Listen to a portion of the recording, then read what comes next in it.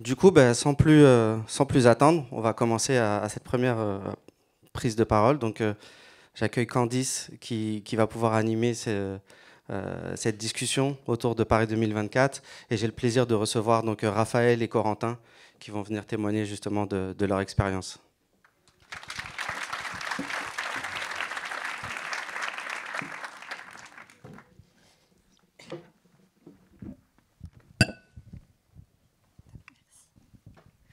Bonjour à tous. Est-ce que vous m'entendez bien? Ok, super. Comme Juliane et Nicolas l'ont dit, on est ravis de vous recevoir aujourd'hui à l'occasion de cette deuxième édition du VisiBrain Meetup. Et je suis Candice Fricher, chargée de compte chez VisiBrain. Pour débuter cet événement, j'ai le plaisir d'accueillir Paris 2024 et je suis accompagnée aujourd'hui de Corentin et Raphaël. Avant de rentrer dans le vif du sujet, je vous propose de vous présenter. Du coup, Corentin. Donc, j'étais responsable de la veille social média et média tout court à Paris 2024. Et donc, j'ai un peu d'expérience sur le sujet. J'étais auparavant chez Antidox, où j'étais pareil en charge de la veille et des outils de veille en particulier. Bonjour tout le monde, Raphaël, j'étais social media manager à Paris 2024, donc j'étais dans le service de la com, mais sur le volet digital, dans une équipe qui était composée de plusieurs personnes, on n'était que sur les réseaux sociaux, et j'ai eu l'occasion de voir la montée en puissance du projet, puisque j'ai travaillé à Paris 2024 pendant plusieurs années, pendant 4 ans avant les Jeux Olympiques. Merci pour cette présentation très claire. On va aborder Paris 2024 et notamment les enjeux qui se sont présentés à vous. Mais avant toute chose, je pense qu'on peut revenir sur les chiffres qui apparaissent à l'écran et qui parlent pour eux. On n'avait aucun doute, Paris 2024, c'est le plus grand événement sportif de l'année dernière, d'une part pour les moyens mis en œuvre pour son organisation, mais également point de vue retombées médiatiques, puisqu'on parle de 53 000 retombées presse, radio, télévision en France, 300 000 retombées presse en ligne à l'international et le chiffre marquant, 95 millions de posts publiés sur les réseaux sociaux. Donc avec ces chiffres-là, moi j'ai une question pour vous.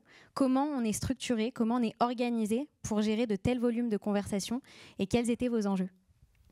Alors du coup, sur la veille, on était une assez petite équipe. On était 4 en me comptant dedans, donc 4 Paris 2024. Et on avait aussi pas mal d'aides de nos agences. Donc on a eu GTA, qui est une agence qui nous accompagnait sur le volet international, qui a pu dépêcher quelques consultants. Mais voilà, à la base, on était 4. On a eu des volontaires pendant la période des Jeux. Donc au pic de notre forme, on va dire, on était 10-12 veilleurs, professionnels et amateurs, si je peux me permettre, parce que je compte les volontaires dedans.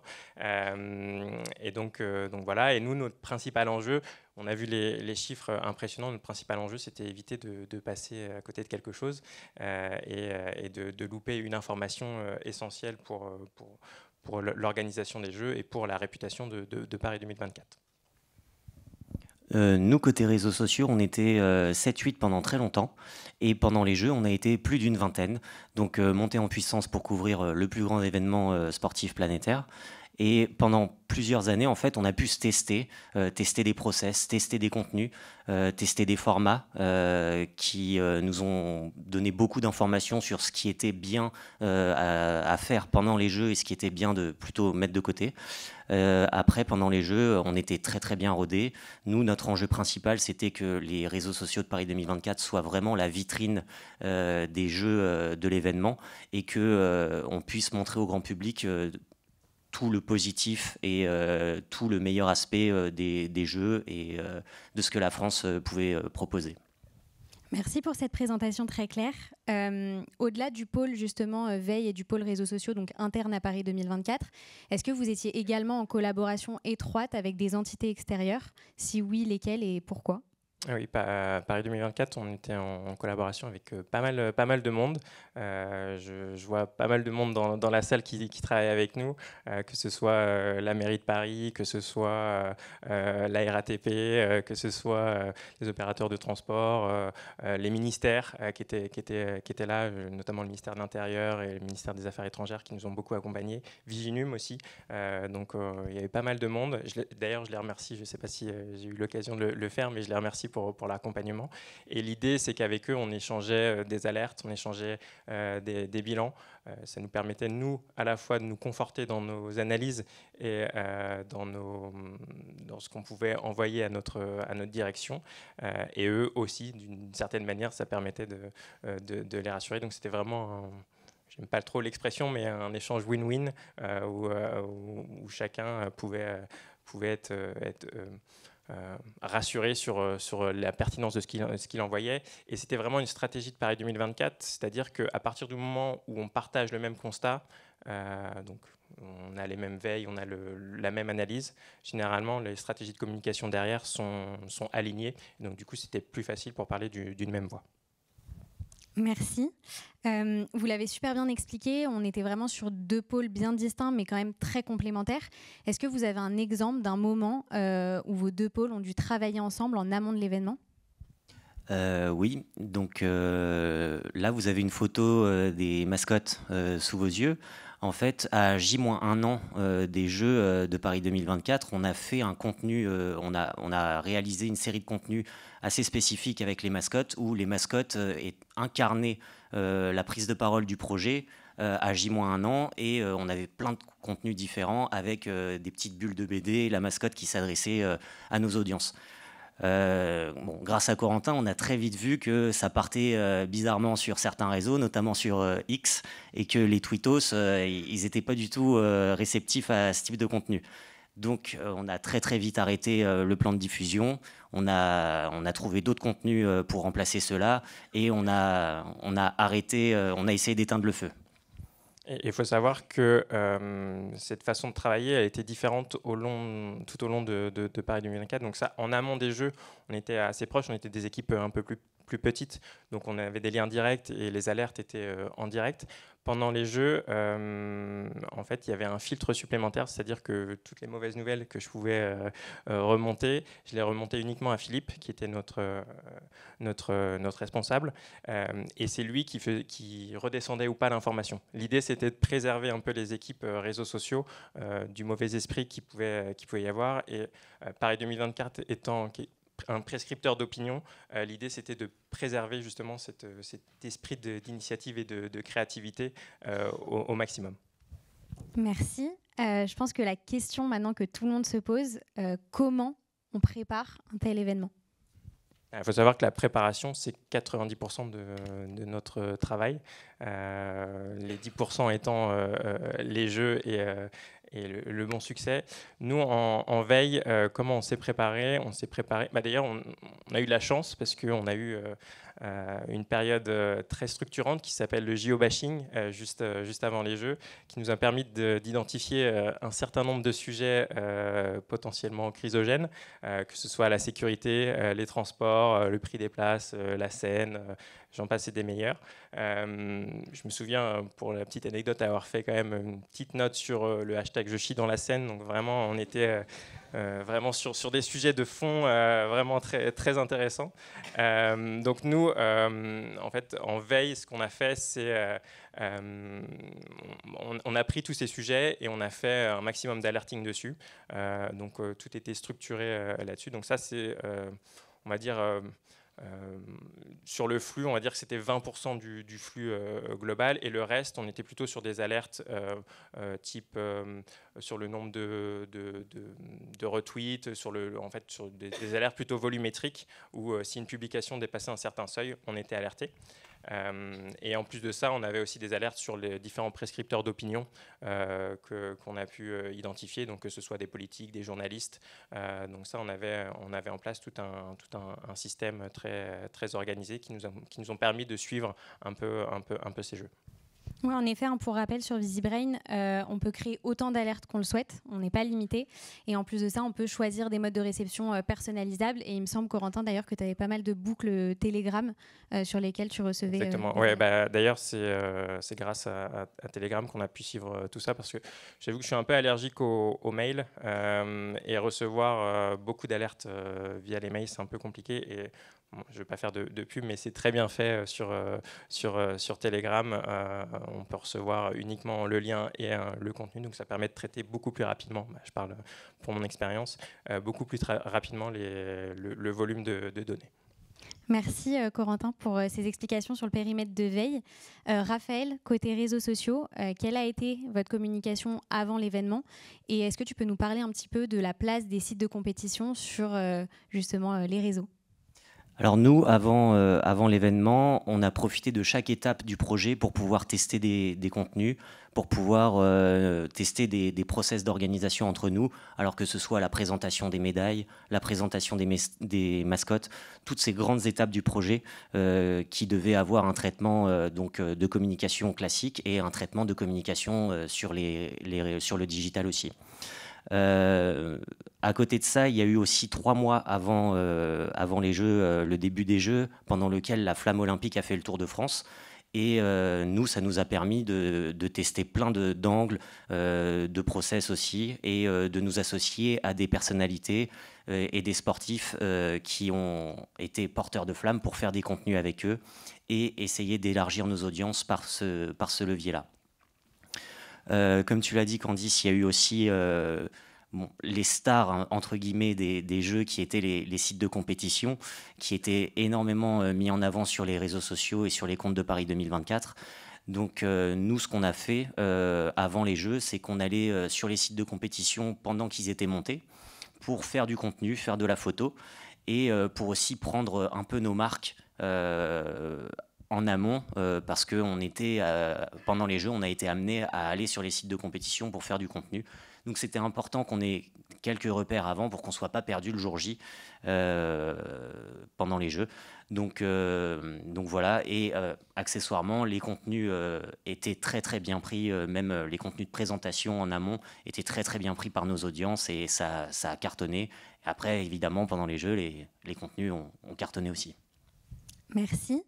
C'est vrai que là, on a abordé toute la partie avant l'événement, mais du coup, comment on suit les retombées en temps réel pendant l'événement? J'imagine que tout est ultra commenté, notamment la cérémonie d'ouverture qui est l'un des plus grands temps forts des JO. Comment ça s'est passé pour vous? Alors, c'est pas l'un, c'était le plus grand temps fort des Jeux. C'est là où on a eu le plus de publications et que ce soit dans la presse ou sur les réseaux sociaux. Nous, en veille, comment on était organisé, donc je vous ai expliqué tout à l'heure qu'on avait un peu préparé des alertes en amont. Sur la scène, sur la cérémonie d'ouverture, pareil, on avait pas préparé des sujets. On savait qu'on allait être attaqué sur Aya Nakamura, parce qu'il y avait eu une polémique quelques semaines avant. On savait qu'on allait être attaqué sur l'aspect woke de la cérémonie. On avait anticipé tout un certain nombre de sujets qui pouvaient être susceptibles de générer des crises. Donc l'équipe était divisée en deux. On va dire qu'il y avait l'équipe veille qui faisait le roulant, donc qui suivait toutes ces alertes en temps réel sur la plateforme VisiBrain. Et moi, du coup, j'étais plutôt au centre de commandement de la cérémonie d'ouverture avec une petite équipe de la communication à suivre plutôt en temps réel hors plateforme, donc que ce soit c'était essentiellement Twitter parce que on va pas se cacher, c'est encore là où se passent les discussions majoritairement. Donc du coup, on était plutôt donc séparés. Une qui faisait une équipe le roulant et moi un peu le tout venant et le flux d'informations, donc c'est assez dense. Et toutes les demi-heures, on faisait un rapport très court, très synthétique sur l'état de l'art, un peu de la conversation autour de la cérémonie. Donc typiquement, c'était des bullet points avec les principaux sujets qui étaient repris et qui étaient discutés. Et donc ça permettait d'adapter en fonction et de détecter si on allait avoir des sujets à traiter le lendemain en conférence de presse, parce que tous les jours, nous avions une conférence de presse. Et ça n'a pas loupé, il y a eu quelques petits sujets. Donc nous, la soirée, si on reprend un peu le cours, là, si je vous explique un peu les graphes, la soirée c'est plutôt bien déroulé au tout début, jusqu'à la performance d'Aya Nakamura, où les haters d'Aya Nakamura se sont réveillés, entre guillemets, et ça fait, ça a suscité un peu plus de conversation. Mais à ce moment-là encore de la conversation, il y avait toujours plus de positifs que de négatifs, donc on était plutôt rassurés. Et en fait, sur toute la période entre Aya Nakamura et le catwalk sur le pont, je ne sais pas si vous vous souvenez, mais il y avait un défilé. Oui, bien sûr, vous vous souvenez. Donc là, sur toute cette période-là, en fait, le négatif s'est renforcé. En fait, les communautés se sont principalement les communautés, on va dire, conservatrices, se sont renforcées, voilà, ont pris un peu le lead. Là où j'ai eu un peu peur, c'est que le négatif a failli basculer, a failli prendre le pli sur le positif.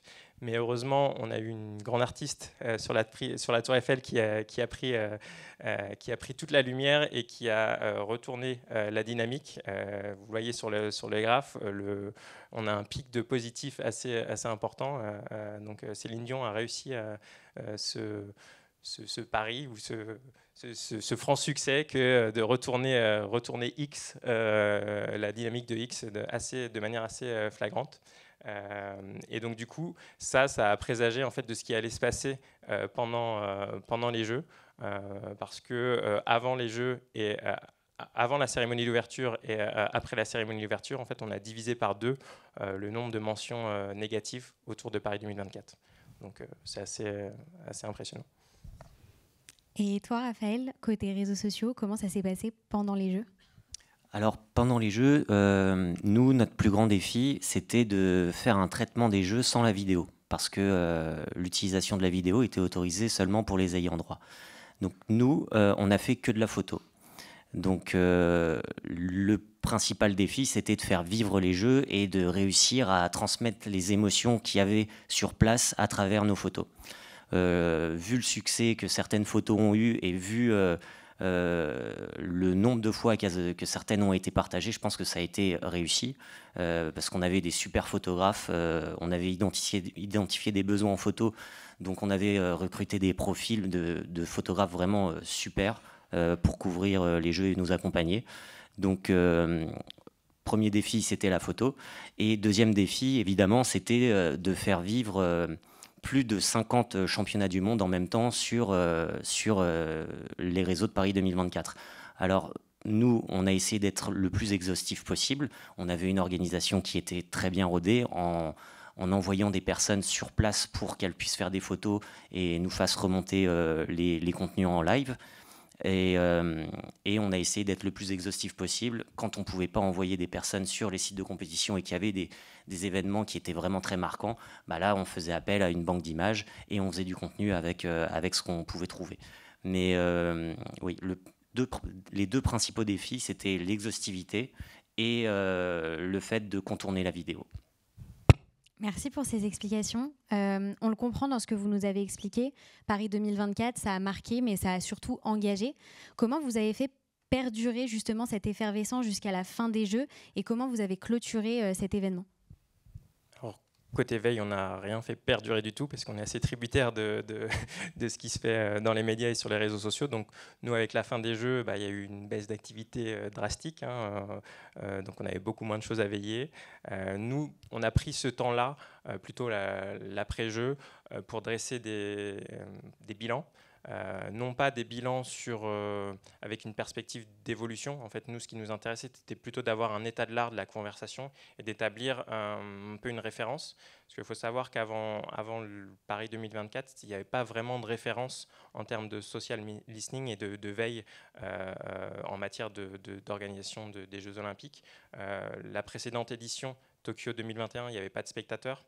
Donc, qui dit pas de spectateurs dit un certain nombre de tweets et de veilles en moins. Et puis les précédentes éditions n'étaient pas aussi développées. La dernière qui faisait référence, c'était Londres en 2012.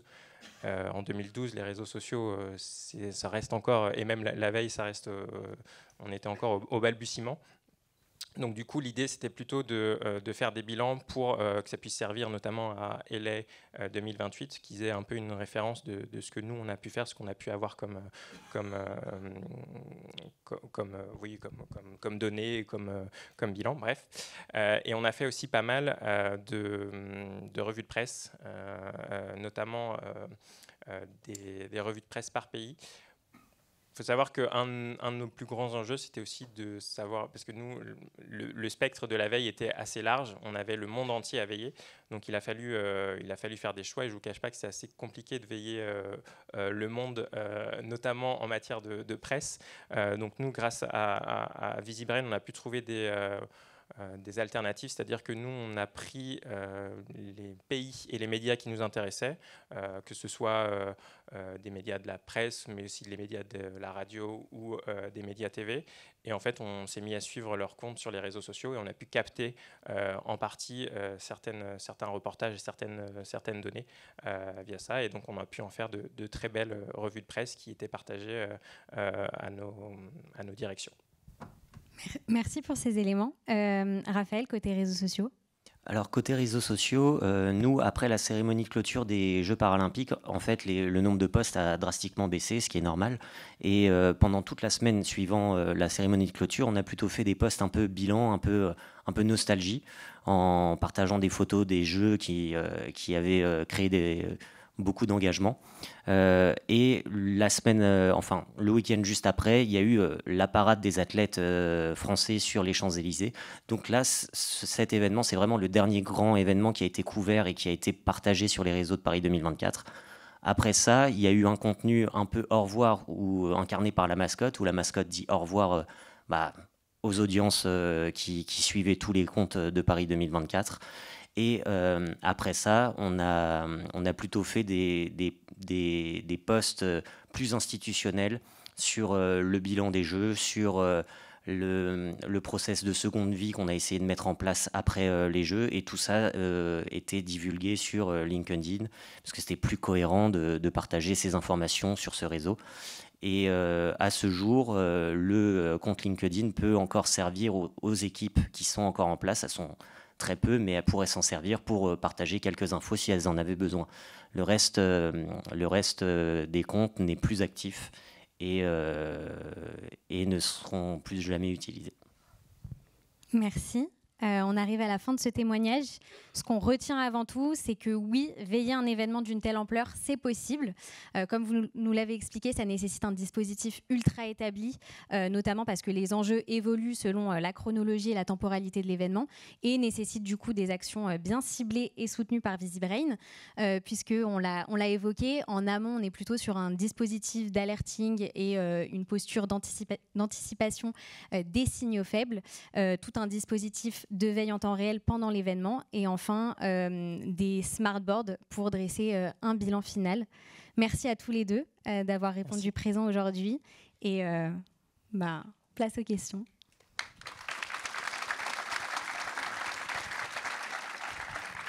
Merci à vous, c'était vraiment très clair, super intéressant. J'imagine que forcément, nombre d'entre vous ont des questions. Alors je sais que c'est toujours difficile de se lancer en premier. Mais est-ce qu'il y a quelqu'un qui est prêt à oser, à prendre le pas? Shelly. Pour pas te nommer, désolé. Merci. Bonjour, je voudrais savoir quel est le poste qui a généré le plus d'engagement.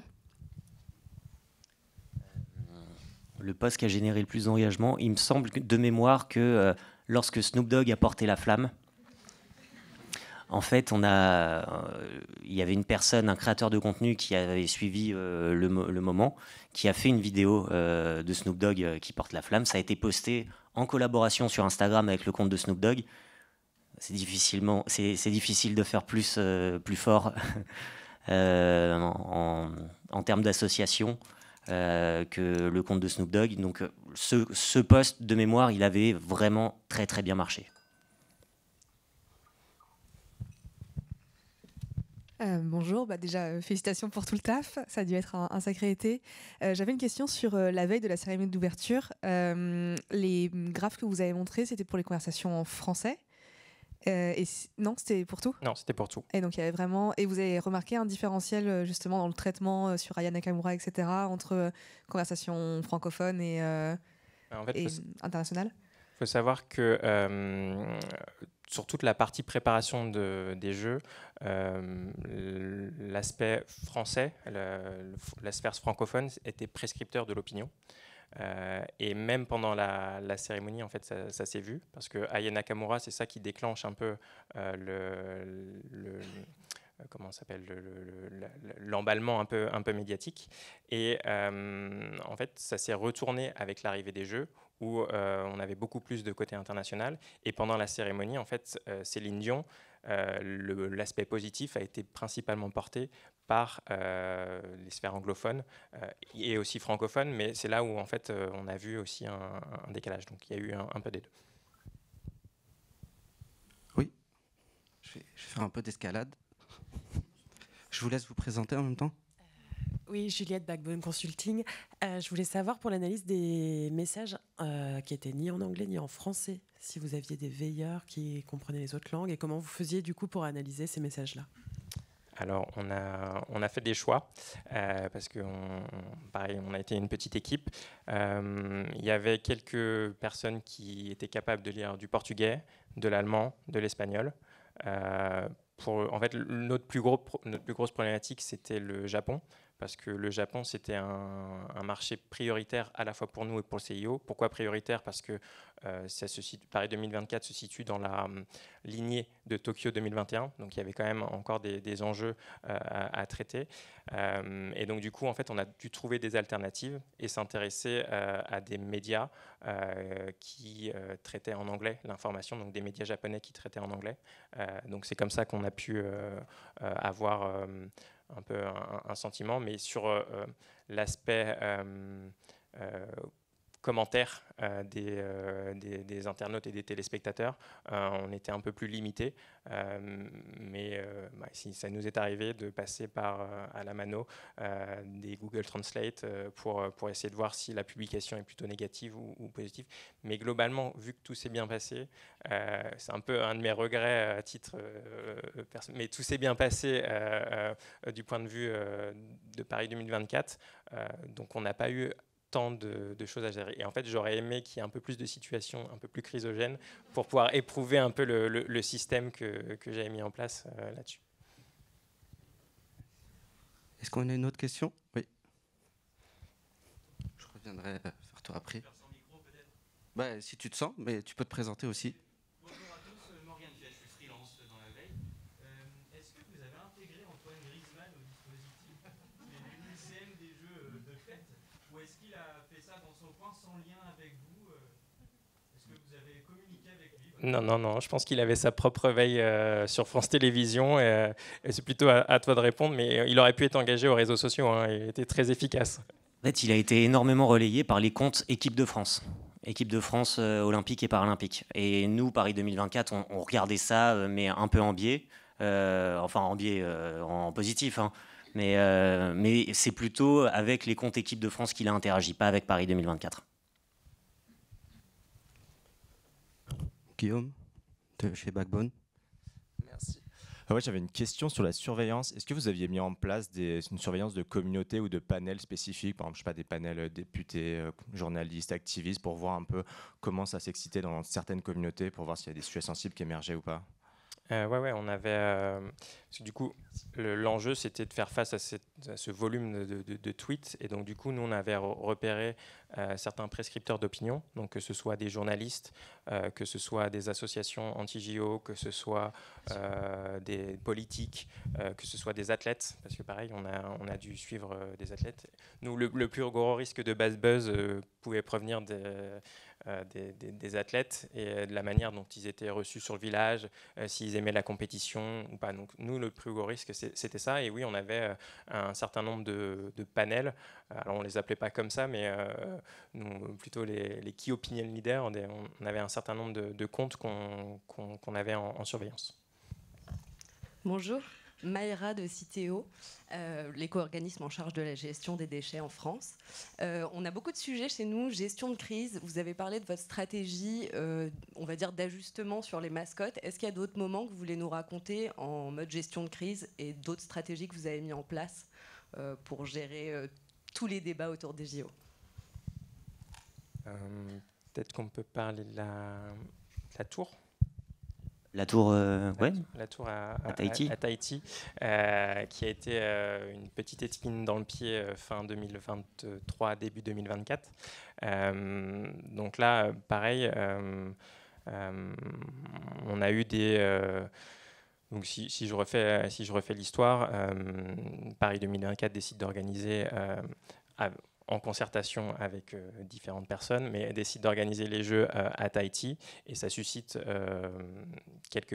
une levée de boucliers assez importante, notamment sur la construction de la nouvelle tour, parce que l'ancienne tour n'était plus aux normes suffisantes, et donc du coup il y avait toute une partie sur la question environnementale. Donc là, nous, en termes de gestion de crise, en termes de veille, je vais parler de mon côté. Là, on a mis en surveillance du coup des médias et des key opinion leaders spécifiques de la région, puisque le débat était vraiment à la base très local, puis s'est exporté en France, puis a eu quelques remous. C'était assez calme, mais à l'international, notamment dans tout ce qui était Australie, Océanie, cette partie du monde où là le sujet est un peu plus monté.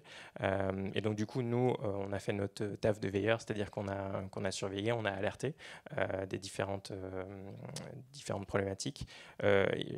Et il y a toujours un sujet, peut-être que ça viendra un jour sur VisiBrain, mais on a eu beaucoup de difficultés à veiller notamment les stories de Instagram de certains athlètes, de certains surfeurs qui étaient assez prescripteurs d'opinion sur le sujet. Et donc nous, on a fait nos tafs là-dessus en mode gestion de crise. Donc là, on a alerté les différentes parties prenantes qui étaient en charge du sujet, qui eux, après...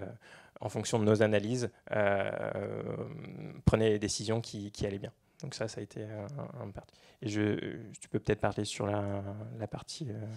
en fait, ce qui est intéressant avec ce cas, avec la tour de Tahiti, c'est que généralement, les crises, elles se créent pas sur Instagram. C'est pas un réseau sur lequel il y a de la polémique qui se crée. En général. Et là, pour le coup, cette crise, elle est née sur Instagram parce que c'est un surfeur local qui a fait une vidéo qui a été reprise par les marques de surf, qui a été reprise par Kelly Slater, par vraiment des figures fortes du surf. Et on s'y attendait pas vraiment. Et au final, la tour, elle est super. Hein.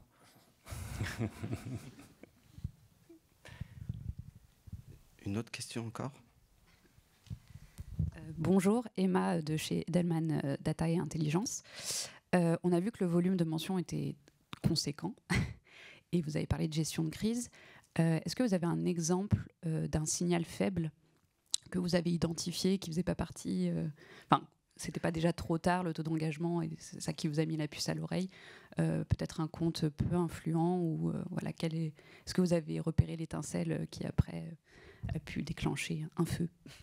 Alors oui, ça nous est arrivé, notamment, mais je crois que ce sera l'objet d'une conférence en fin de matinée, mais sur tout ce qui était désinformation. En fait, grâce à nos alertes sur notamment les personnalités politiques, on a pu voir à un moment donné, pour ne pas le citer, mais Julien Bayou partageait une information, un tweet du New York Insider, d'un média présenté comme un média américain qui s'appelle le New York Insider, où on voyait en fait une vidéo dans laquelle il y avait des violences policières mélangées à du sport.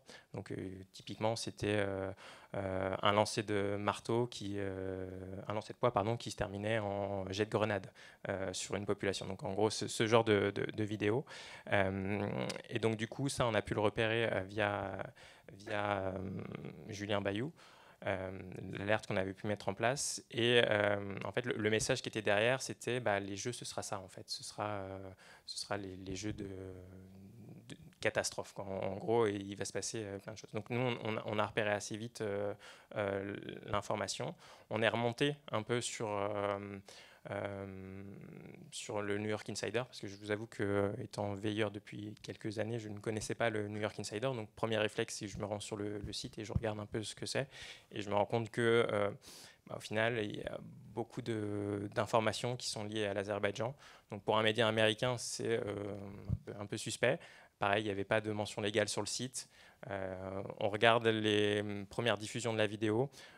C'est quasiment que des comptes issus ou en lien avec l'Azerbaïdjan. Donc que ce soit des photos de profil avec le drapeau, que ce soit du contenu même en lien avec l'Azerbaïdjan. Donc là-dessus, je fais une première alerte en me disant potentiellement il y a une tentative de désinformation. Voilà. Je mets des précautions parce que je suis pas expert sur des informations, mais je me dis sûrement que ça provient de ce coin-là du monde. Et donc du coup, ça nous a permis, nous, après, donc d'escalader un peu plus haut et de rentrer en contact avec Viginum directement pour avoir des compléments d'information et des échanges un peu plus fournis. Oui, bonjour, Agnès Barraud, agence RND. Moi, ma question fait un petit peu écho à ce que vous venez de dire, justement. Par rapport à la désinformation, est-ce que vous avez pu quantifier, justement, détecter des comptes qui étaient possiblement automatisés et quantifier la proportion des publications produites par ces comptes dans l'ensemble des contenus que vous avez pu veiller? Alors, quantifier, non. En fait, on avait repéré un certain nombre de comptes. Les quantifier, non, parce que je vous avoue qu'il y avait beaucoup de choses à faire, notamment monter une équipe, faire gérer au quotidien la veille. Donc non, on n'a pas pu faire des analyses aussi poussées.